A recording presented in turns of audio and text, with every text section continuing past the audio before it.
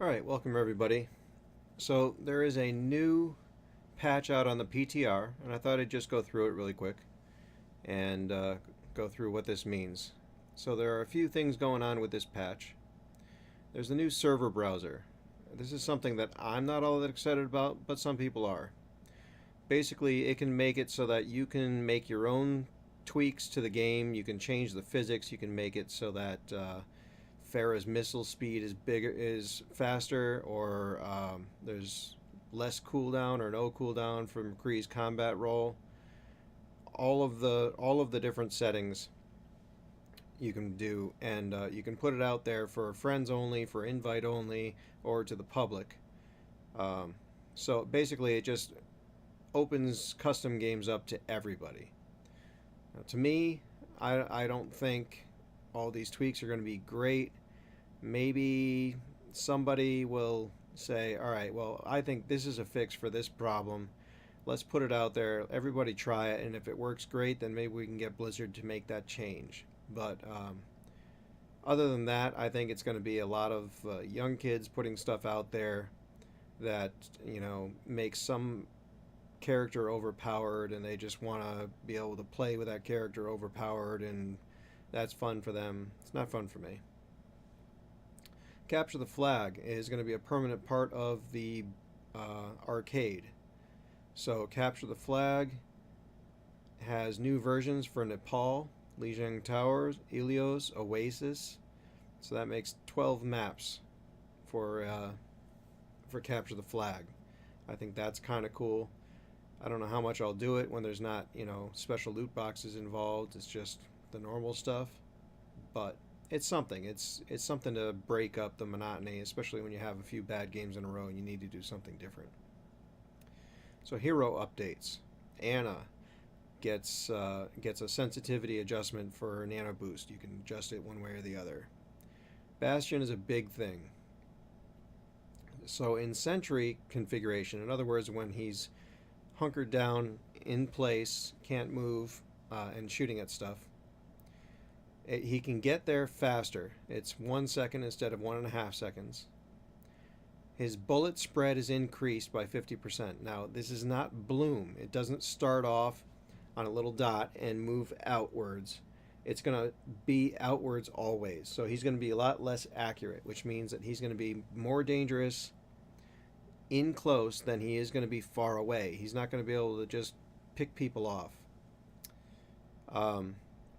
His magazine size is increased so that he can still do some covering fire, but he's got no headshots. There is no more headshot from turret mode,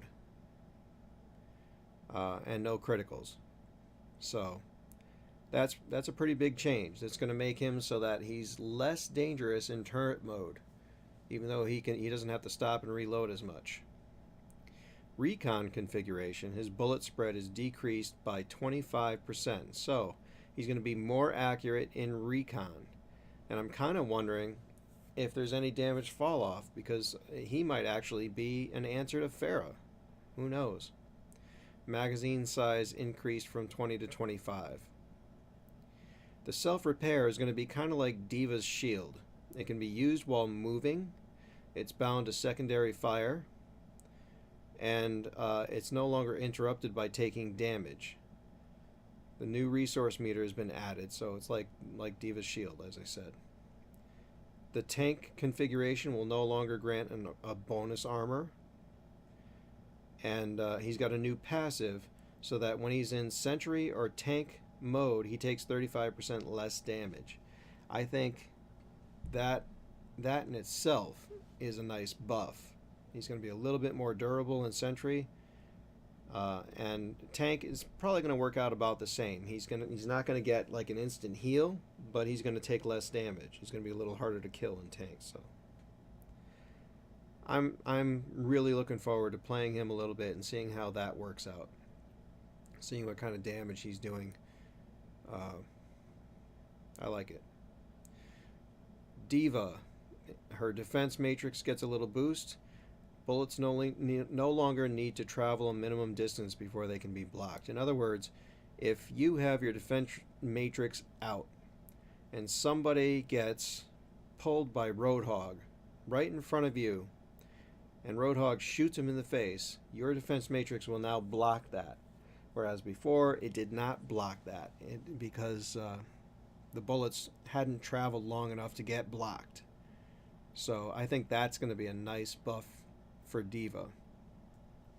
Or at least a slight nerf to Roadhog, if nothing else.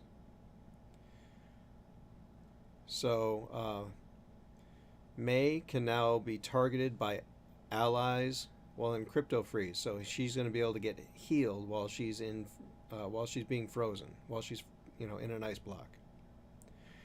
Mercy, while she's doing a resurrection, she will be temporarily invulnerable along with the allies being revived. In other words, when she comes out and does the res, not only will the teammates have that second of invulnerability where they can put up their shield or whatever they're going to do, but Mercy will also be invulnerable. So she won't just immediately die when she does a res like she tends to do now.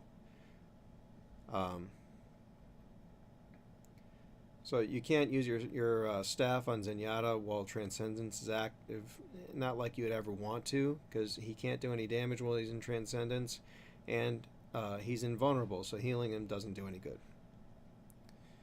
And you can adjust the sensitivity on Guardian Angel and on the beam. So Sombra can adjust the sensitivity on Hack. Torbjorn is going to reload a little faster on his rivet gun. It's pretty much like the same animation, but it's going to actually get in the gun faster, so you might be able to get a shot out faster. Widowmaker can adjust the sensitivity on her grappling hook. Zarya can adjust the sensitivity on her barrier. Zenyatta can adjust the sensitivity on both his orbs. Eichenwald, the second gate, will no longer close after the payload passes through the doors. Instead, there will be some rubble there that partially blocks the entrance. I think that's good. That makes it so that you don't have to go through the left or right choke. There's just more places to get through. That choke is a little tight. And then there's some bug fixes. They made it so that some of those 60 second and 30 second warnings should go off when they weren't going off. Nothing really big after that. Torbjorn can construct turrets on the stairs in Oasis. And that's about it.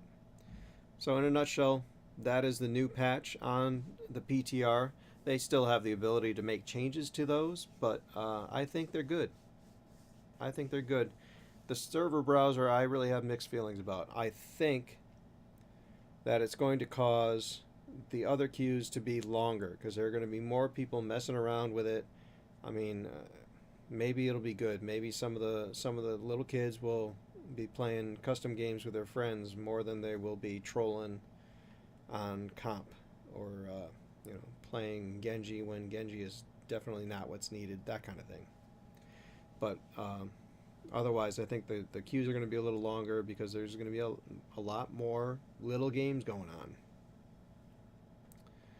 So thank you for your time, and enjoy.